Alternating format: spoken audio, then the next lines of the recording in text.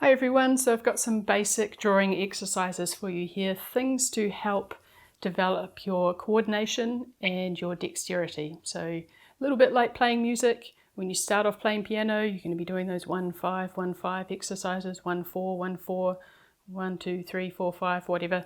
You need to develop that muscle memory in your hand, how to make certain movements with your hand, and that's going to help your overall drawing.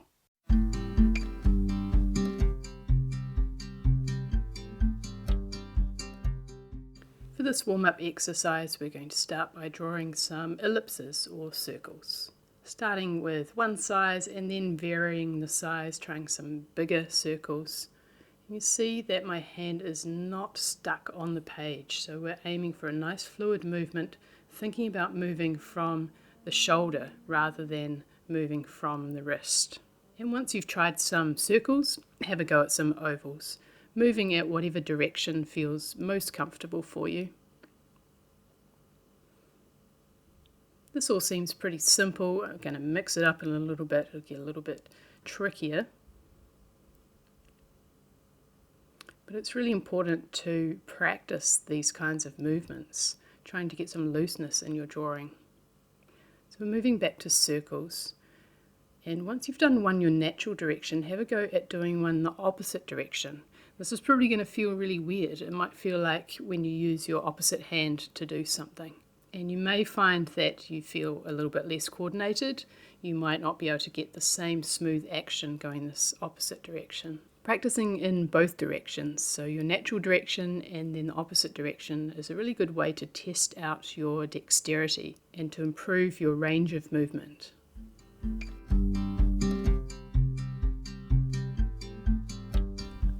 For this exercise, we're going to move in our natural direction. A little bit like drawing ellipses, so a nice fluid movement, but this time we're going to start at the center and then move outwards until we get a lollipop shape. So the aim is to extend that circle outwards in nice even rotations, keeping the hand moving across the page. Remember, moving from the shoulder. Once you've done a few in your natural direction, have a go in the opposite direction. It's going to feel really weird. And it might feel like your brain is working a little bit harder because you're actually having to make a conscious connection between your hand and your brain. Have a go at some small rotations. You can move in your natural direction and then have a go at really extending that circle, keeping it going, keeping that consistent movement, keeping those consistent rotations, spreading out, controlling the distance away from the center. And then have a go at similar movement, but this time using ovals, moving in the direction that feels most natural for you and then reversing the direction.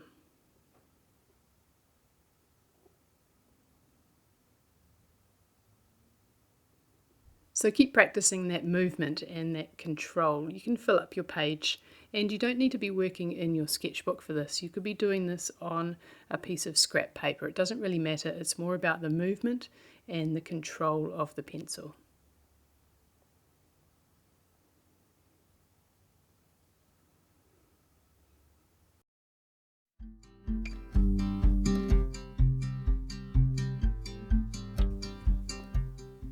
Moving on, we are going to have a go at drawing some pinwheels.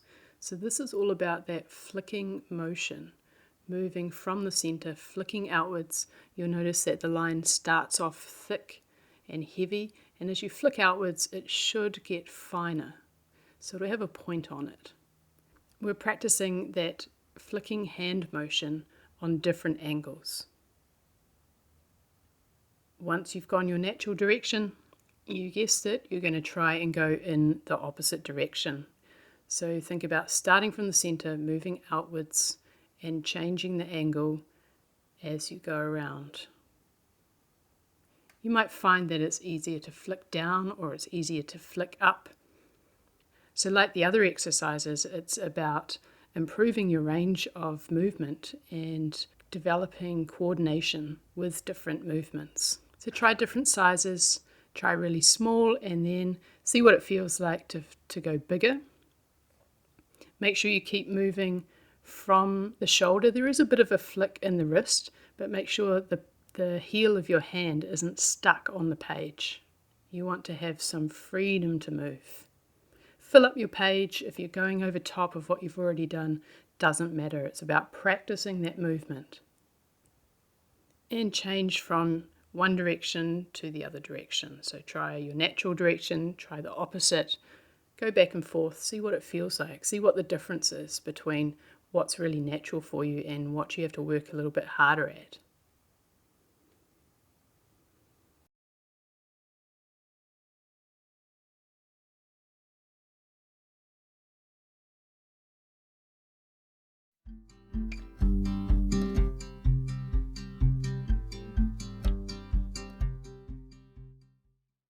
For this exercise, we are going to draw some mountains and some valleys using that same flicking motion. So drawing a mountain coming down into a valley and flicking up, down into a valley, flicking up. And you'll see each time you're having to join on to the previous line. Think about increasing the pressure of your pencil as you come down into the valley and then lightening the pressure as you flick up. So you're starting light, increasing the pressure, and then lightening up again. If that feels okay, then have a go trying the opposite direction. Same movement, increasing the pressure as you come down into the valley and then flicking up and then joining on to create the next mountain. So we're practicing two things. We are practicing the control of the pressure of our pencil, and we're also practicing coordination, matching up the flow of our line. Try some different heights of mountains and valleys, try some different shapes, try going one direction and then going back the opposite way. See if you can get a rhythm going. And then if you want to take this even further, see if you can reverse the pressure of your pencil so that when you come up to the top of the mountain, you're pushing harder, and then you're flicking down as you come into the valley. So this time we'll be joining up our lines in the valleys rather than on top of the mountains.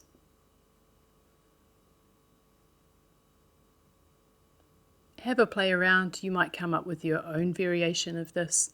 Just remember to keep your hand nice and loose on the page, trying to get that rhythm going and keeping the line moving.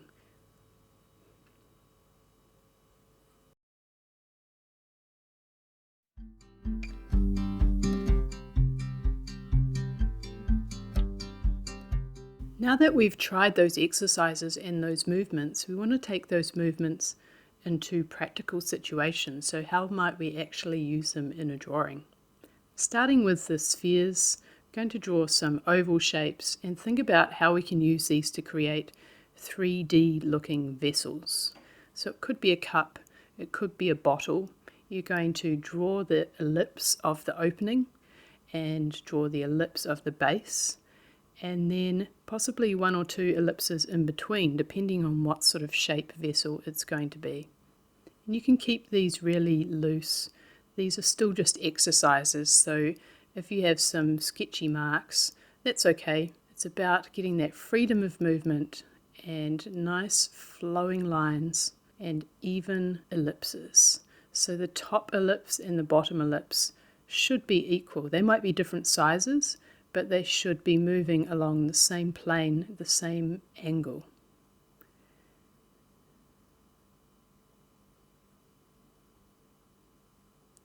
You could draw some vessels that you have in your house or that maybe you can see around you.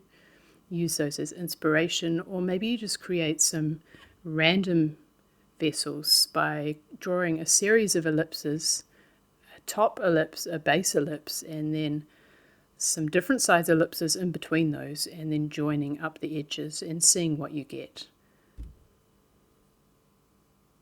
The aim is to create something that looks like a three-dimensional form. It doesn't really matter whether it is an actual object that you can see around you. Make sure you keep that hand loose on the paper so it's moving back and forth. Get the sense that you're moving from your shoulder rather than from your wrist. Your wrist probably isn't moving much at all.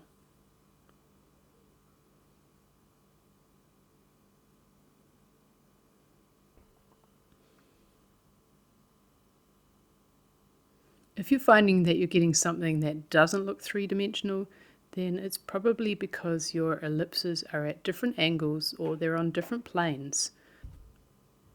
Make sure the ovals are facing the same direction, they're on the same angle. It really doesn't matter how big or small they are, as long as they are on the same angle.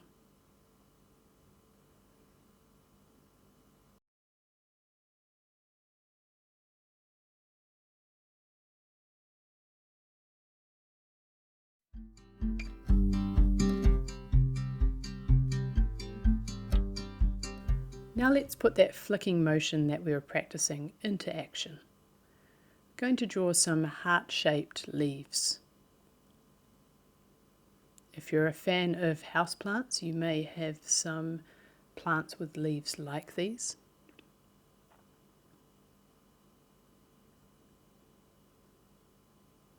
So start from the center of the heart, flicking out and around and then down to the point. Then you can add a center stem and some ribs.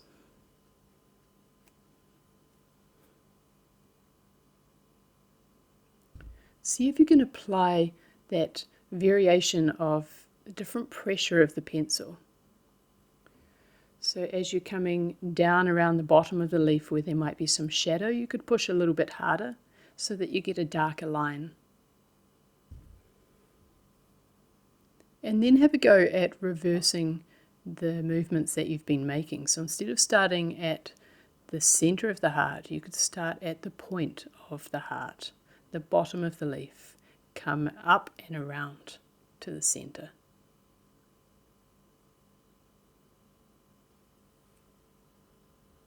And once you've got a few leaves drawn, you could also join them all together with a vine that winds between them. Now we're going to combine our different movements, our ellipse movement and our flicking movement, to draw some fruit. So starting with an ellipse and then using our up and down mountain and valley motion with a flick at the end, adding some points to draw a lemon. And then again starting with an ellipse, and using our flicking motions, adding a stem to draw an apple. And you might want to add some leaves onto that apple.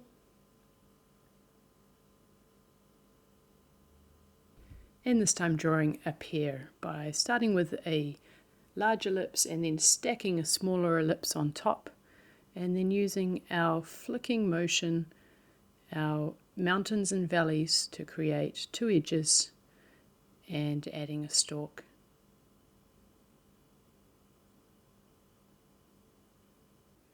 You could use the ellipses to draw some grapes.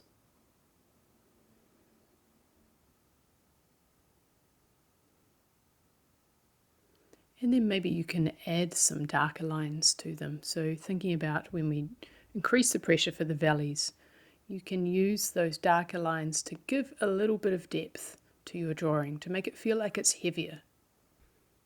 See what other fruit shapes you can come up with, starting with an ellipse or two each time, and then adding in those nice flowing contours using that flicking motion, keeping the hand moving across the page. These exercises are great for if you're learning how to draw.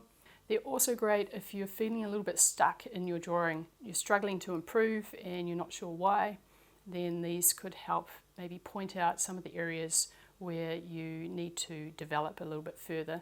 And they're also great for warm-ups. So if you're already drawing, these are just a good way, again, to test your dexterity, to improve it, and to warm up before you start on another sketch. Happy drawing. I'll see you soon.